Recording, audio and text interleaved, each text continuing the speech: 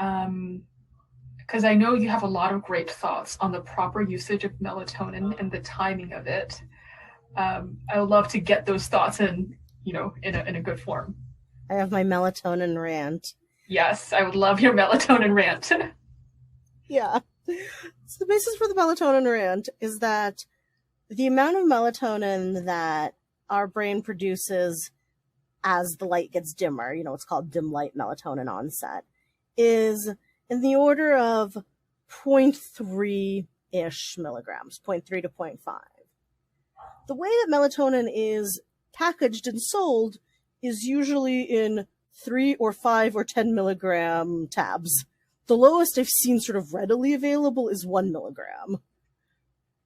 So when you think about that, that's an order of magnitude discrepancy when you're getting to the higher ends, and with the 10 milligrams, it's even more than that. When you're taking that much melatonin, you are probably going to feel sleepy. You're also going to just completely overwhelm your natural melatonin production system, and that's going to do weird things to your circadian cycle, potentially. The other piece, along with the dosage, is the timing. It's called dim light melatonin onset because our brain starts to produce it when light around us is getting dimmer, which, if we're not living in the modern world, is about 5 to 6 hours before you might go to sleep. Obviously, in the world, we have more lights, and so that shifts a little bit too. But it's not right at bedtime. Even if you're in front of your computer and you're getting light exposure, you're getting less light exposure when the sun is down. Whereas most of the time when folks are prescribed melatonin or when they decide to take melatonin, they're taking it half an hour to an hour before their bedtime. So again, that's not at the time in your circadian cycle when it actually makes sense to take melatonin. So I really conceptualize melatonin not as a sleep aid of this is going to help me fall asleep, but as the thing that helps strengthen and regulate your circadian cycle. It can be great for jet lag. It can be great as a thing that you do in preparation for traveling. It can also be useful for strengthening the circadian signal, but then you want to take it at a low dose 5 to 6 hours before your intended bedtime, not at the super high dose an hour ahead of time. Yeah. And then there's also some people who will take it in the middle of the night to try to fall back asleep. Right. And usually, again, it's a high dose, so of course it's making them sleepy, but that's doing all sorts of weird things to their circadian rhythm at that point. Yeah.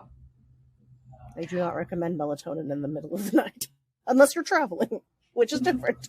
Right. Timed at a specific time where it's like well designed and not just haphazard, right? Right. Exactly. Yeah. Yeah, I think people take melatonin because it's seen as natural and our body produces it, so people aren't aware of these side effects and these things that they should be aware of in taking it.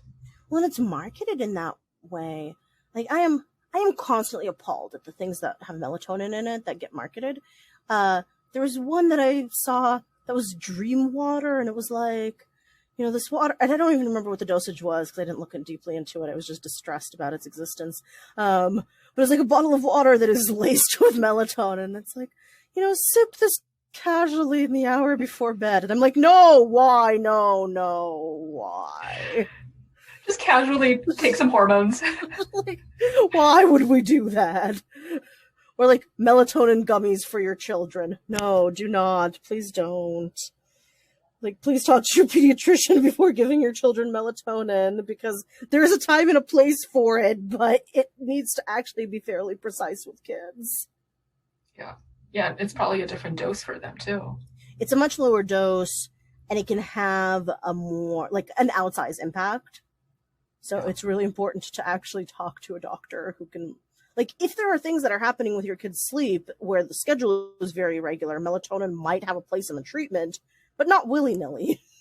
Yeah, makes sense. Yeah. What about other supplements? Are there any other supplements you want to call out? I don't have ire towards anything else in the way that I have towards melatonin. Yeah. There's been some research on magnesium being helpful.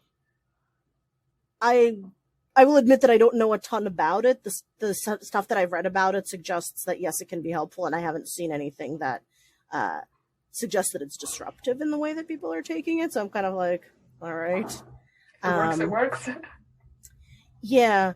Yeah, I can't think of anything specific where I'm like incensed at it in the same way. I will say that in general, my attitude towards supplements or sleep meds is like, what do you want to be teaching yourself about your sleep? Do you want to be teaching yourself that you cannot fall asleep without this thing, this outside aid? Because by and large, that's not accurate. There are certain situations where it might be, but by and large, that's not the case. But that's the belief that gets formed around it. And so that's always my kind of nudge to people around any of these things. Yeah, the concern is like psychological dependency on this med and feeling like you can't sleep without it.